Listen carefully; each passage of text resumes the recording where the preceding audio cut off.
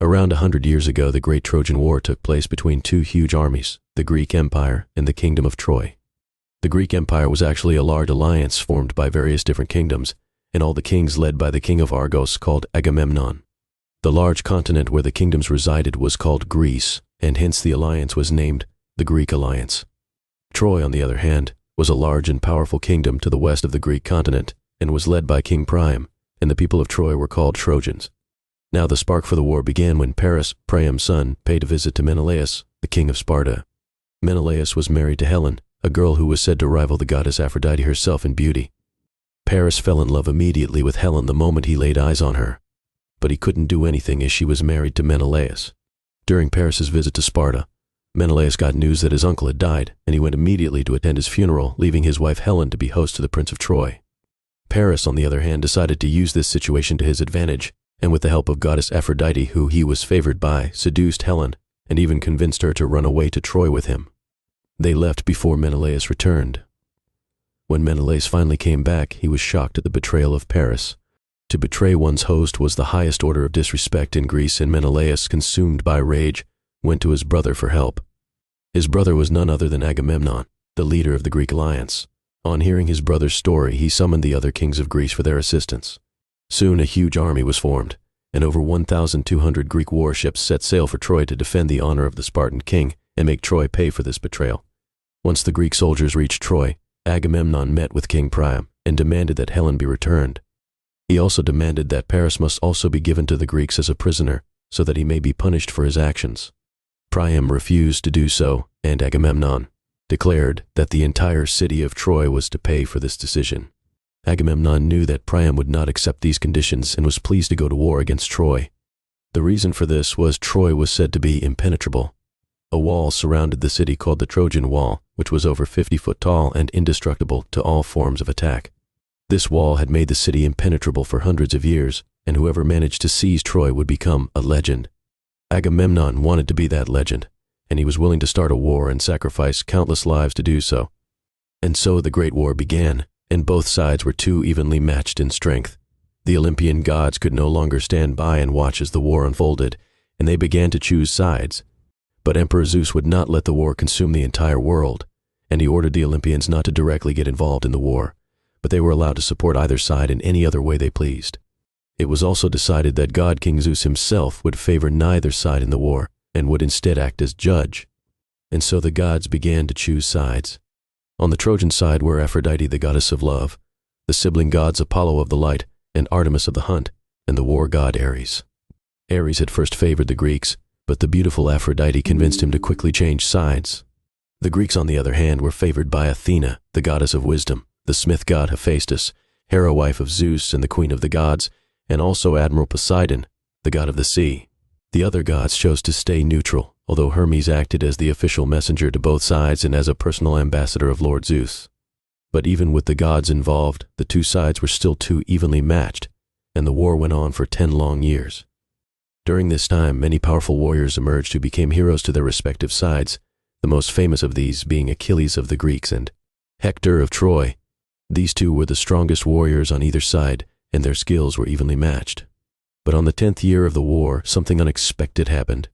Achilles had a quarrel with Agamemnon and refused to go into battle for the Greeks. This greatly shifted the tides of the war in the favor of Troy, as Hector began to slaughter the Greek forces unopposed. Achilles was out of the battle and the Trojans were gaining control of the war, but Patroclus, who was like a brother to Achilles, and his best friend tried to reason with him to rejoin the war. But Achilles in his stubbornness refused. That's when Patroclus decided to take matters into his own hands. He stole his best friend's armor and led his men into battle, pretending to be Achilles. The plan was going well, with the Trojans thinking Achilles had returned, lost their morale to fight, and began to flee.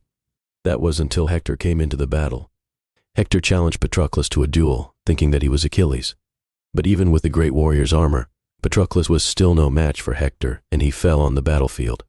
Only after ripping through the armor and killing his foe did Hector realize what he had done, news of his friend's murder and how it came to be reached Achilles, and he went into an uncontrollable rage. It was also at this time Achilles' mother requested armor for her son to the smith god Hephaestus, to replace the one broken by Hector. Thus, the armor of Styx was forged and given to Achilles. Legend also says he was given a powerful shield as well, With his new armor and shield and unimaginable rage, he went ahead to slaughter hundreds of Trojans. He then went forth to the gates of Troy and challenged Hector to one-on-one combat to the death, which Hector had no choice but to accept. The war itself was stopped for the next day as everyone gathered at the gates of Troy to witness the two mighty warriors fight. When Achilles came, he refused to wear his helmet so that Hector could be sure that he would be facing the real Achilles this time. What followed was said to be one of the greatest battles in history. Hector was a great swordsman, and he fought well, but armed with his indestructible armor and with anger boiling within him. Achilles was unstoppable. The fight went on for hours, but in the end, Hector fell and Achilles emerged victorious. When Achilles stood over Hector's lifeless body, the only wound that could be seen on him was a scar above his right eye, a scar that he still had. But Achilles was not done with Hector, even in death. His anger still blazed within him and his revenge was not complete. He tied Hector's corpse to the back of a chariot and dragged it across the battlefield to further desecrate the once great warrior. Hector's father Priam and his brother Paris watched helpless along with the rest of Troy as the body of their fallen hero was humiliated. Achilles even refused to return Hector's body to Troy so that he may not even be given a proper funeral. With Hector gone and Achilles back in full force, the morale of the Trojans fell greatly, and it was not long before the Greeks took over the entire battlefield. The Trojans retreated and hid behind their walls, only counterattacking from within. The Greeks were faced with a new problem now. Though the battlefield was theirs, they still had no method of getting past the Trojan wall. Luckily, they had a brilliant strategist on their side. He was one of the greatest Greek heroes and said to be the greatest tactician to fight in the war, and his name was Odysseus. Now, it was Odysseus who came up with a plan to take down the Trojan wall from the inside. After a week of relentless attacks on the wall, the Greeks decided to pack up and leave. So when the Trojans went to check the next day, they found all the Greeks and their ships gone. But on the seashore, the Greeks had left a huge wooden horse encrusted with gold, diamonds and other precious gems as an offering to Admiral Poseidon for his support in the war, as horses were Poseidon's sacred animal. The Trojans, on the other hand, decided to claim the horse for themselves as the spoils of war. They quickly moved the wooden horse within the gates before Poseidon's men came to claim it. All this was happening according to Odysseus's plans. He knew the Trojans would claim the horse for themselves, so he built it in such a way that few warriors could fit within it. Legend says that the horse could only fit 7 warriors, and so the Greeks had to send their strongest 7 into Troy. They say this is how the Omega-7 came to be formed. Once inside, the 7 warriors waited till night to exit the horse. They then went ahead to take out the remaining guards and open the gates of Troy. The rest of the Greek army had not left either. They merely circled back at night and waited for the Omega-7 to open the gates. Once the gates were open, the Greeks stormed into Troy, led by Agamemnon, and laid siege to the entire city in one night. When morning came, the Greeks had finally won the 10-year-long war. The war greatly weakened the Greek Empire as well, and soon civil war broke out among them. To end all the madness and prevent further wars, Zeus himself interfered and added the entire Greek continent to his own kingdom. There are still a lot of smaller kingdoms around the world, though, but none are as large as the old Greek continent, or nearly as powerful to challenge the empires of the Olympian gods. This has been a lore extract from the new World Odyssey series. Don't forget to like, share, comment, and subscribe for more. Hit the notification bell so you never miss an upload. Thanks for listening,